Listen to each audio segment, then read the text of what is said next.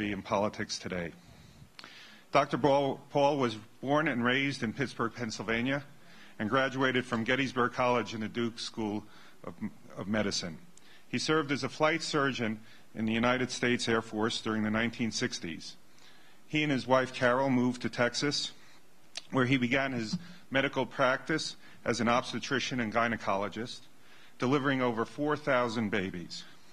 He has 5 children of his own, including Senator Rand Paul of Kentucky, and 18 grandchildren. Dr. Paul began serving in Congress in the 1970s and the early 80s, after which he took a brief respite from politics and returned to his medical practice.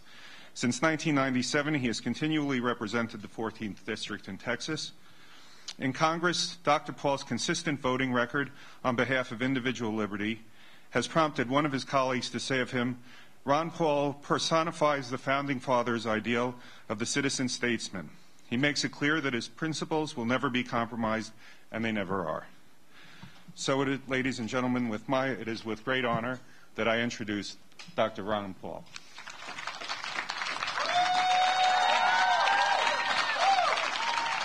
Thank you very much. Thank you. Thank you. It's real nice to be here today. Worked into the schedule quite well. You noticed there was a debate a little while ago that brought a few of us into town. But I am delighted to be here, very much involved in the political activities and very much involved in the primary in this state. So it is with pleasure that I can address you and talk a little bit about not only our party, but where our country is going and what I think we need to do and how we got into the mess that we're in. I've never thought it was all that complicated why we've gotten into so much trouble. Because our biggest issue today, of course, if you do a statistical study and ask people what they're most worried about, and certainly it's true in Nevada because of the economic troubles, it's unemployment and jobs and the difficulty unwinding the housing bubble. These are very big issues. And yet a lot of people have not talked about exactly how these problems come about. But the truth is that the kind of economy we have today is very predictable. It's been predicted by special economists known as the Austrian free market economists, and it's related to not following the rules about sound money and limited government.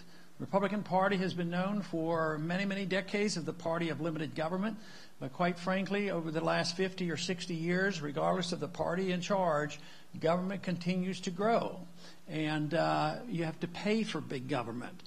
And because of the economic system that we've had, we've literally undermined the essential elements of a free society of producing wealth. And therefore, once we were a very wealthy country, we had maximum freedom, middle class was very strong. Today, the middle class is weak. It's getting weaker.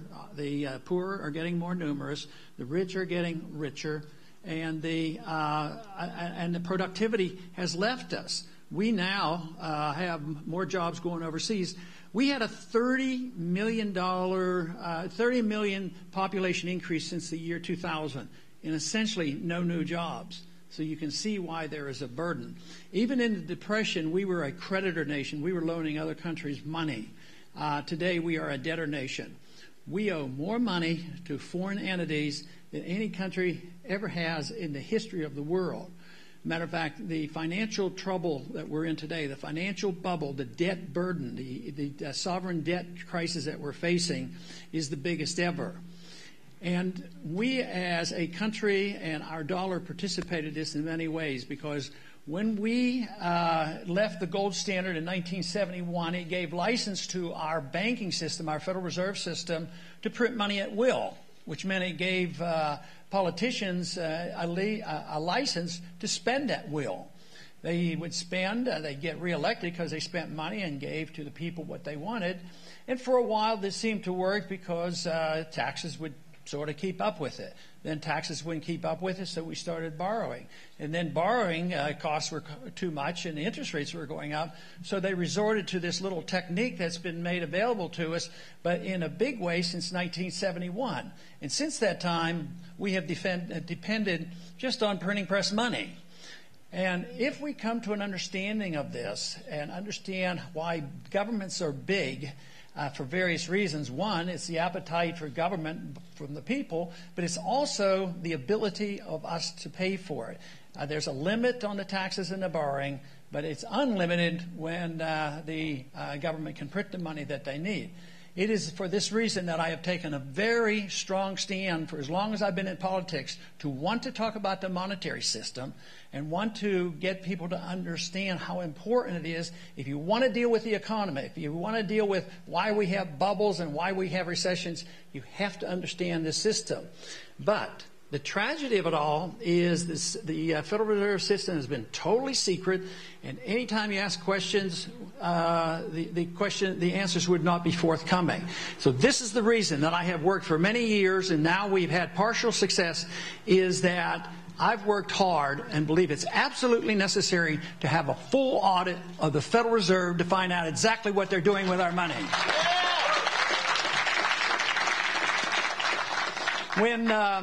When the crisis finally hit, which was predictable, of course, in 2008, the Federal Reserve and the Congress got together. Republicans and Democrats got together and said, you got to bail everybody out or we'll have a crisis. Well, they bailed everybody out. We still ended up with the crisis. But the crisis was taken away from those who were benefiting from the bubble, the people that were in the loaning business and the mortgage business, and all of a sudden they got into the gambling business in a much uglier way than I think somebody might think. They were in the gambling business with derivatives to the tune of trillions of dollars. And they got in over their head and they went bankrupt, and they were worried. So what did they see? There'll be a crisis unless they get bailed out. And guess what? The Congress came up with $1 trillion, but the Federal Reserve, after these partial audits that we get, we found out they were engaged in $15 trillion of issuing credit.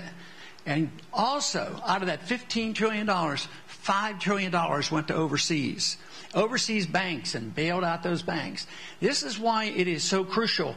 Even if we could get our government to be restrained in the spending and tried to cut down on the debt, it's not going to work unless we look at the monetary system.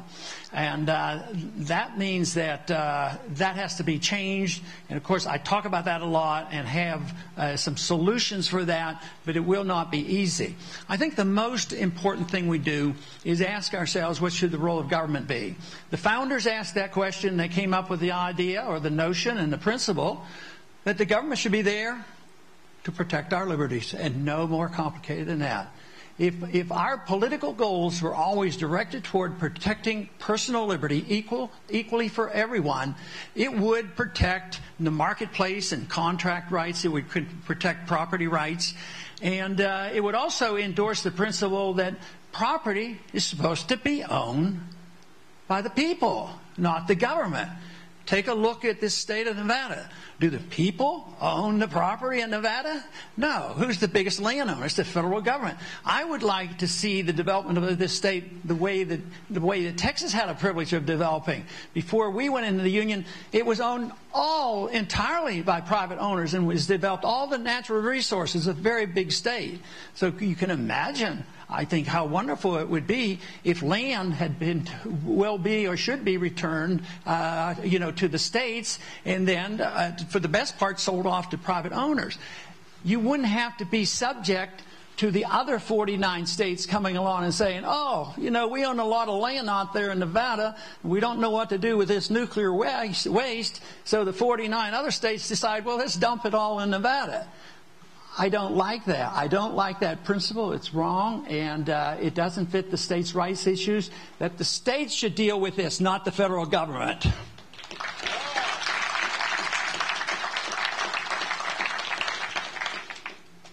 In dealing with and understanding the principles of liberty, I think first we have to recognize where our liberties come from.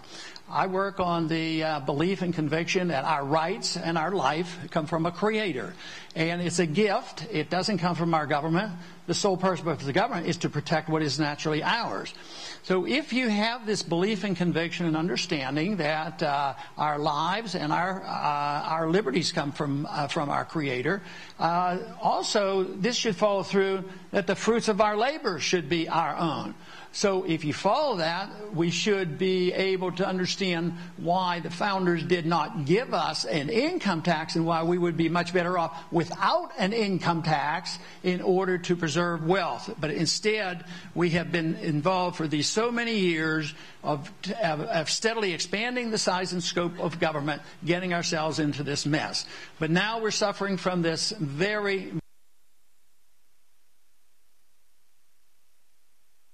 And with the production down, this leads to certain groups, the different groups, sort of clawing at each other because the pie is shrinking, the wealth is not being produced, and this is why people have taken to the streets around the world, including in this country.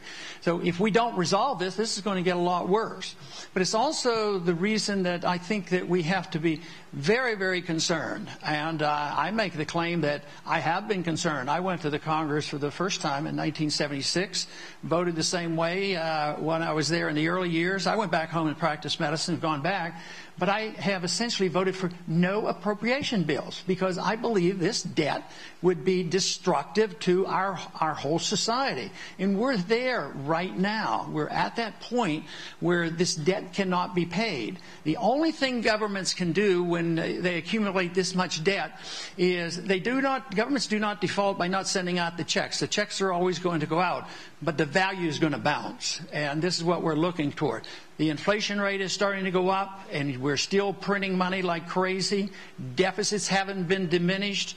We are already in negotiations with Europe because they're dealing with Greek debt, and the various countries over there, Spain and Italy, all have problems. But we're very much engaged because basically the world's still accepting dollars, and that we will be involved in that bailout.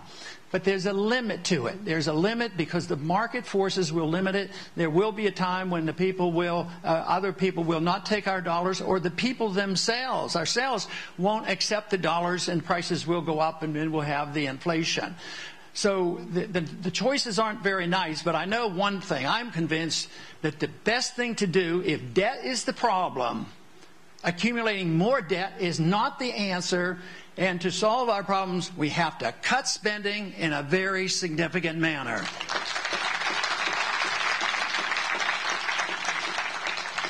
So the question is, where do you cut? I know in generalities, all the candidates say, yeah, we ought to cut, we ought to work for a balanced budget. And in Washington, our leadership says, yeah, we should have a balanced budget. We'll write up a proposal. But nobody proposes a cut right now. It's always out in the distant future. There's proposed increases. It's called baseline budgeting. And a baseline budgeting does this. Everybody's spending is automatically going to go up forever. And so that if you cut the baseline and just go below it and just not even increase it quite as fast, that's called a cut. It isn't a cut. It just means you're raising the debt limit a little slower and spending a little slower, but the debt is still escalating. So I am convinced enough that you have to do something about it, and that's why I've offered some very specific proposals on where to cut. It's never easy to cut. Who wants to offer the cuts? Because politically, people always have, yeah, cut his funding, but not my funding. I think the easiest place to cut funding is overseas spending, because spending money overseas really doesn't make us rich. It doesn't make us safer, and it doesn't make us richer. It makes us poorer. And we should be able to get a consensus on cutting the foreign aid and having our military in so many places. We're in 150 countries. We have 900 bases. I mean, how much of a presence do we need to defend our country? If I were convinced that's the only way to defend this country, I would support it, but I don't believe it has anything to do with it. The one thing that we have to come to realize is that military spending is not equivalent to defense spending. Military spending sometimes is just military spending, and Republican President Eisenhower, when he left office, he warned us about this. He says, you watch out. You watch out, because eventually there'll be so much, influence by those who build weapons that we'll be building weapons just for the sake of building weapons. So if I thought for a minute that we wouldn't be strong by saying that we need to come back and start bringing our troops home, and why do we have to have troops in Korea and Japan and Germany and all these wars that are going on, I wouldn't do it.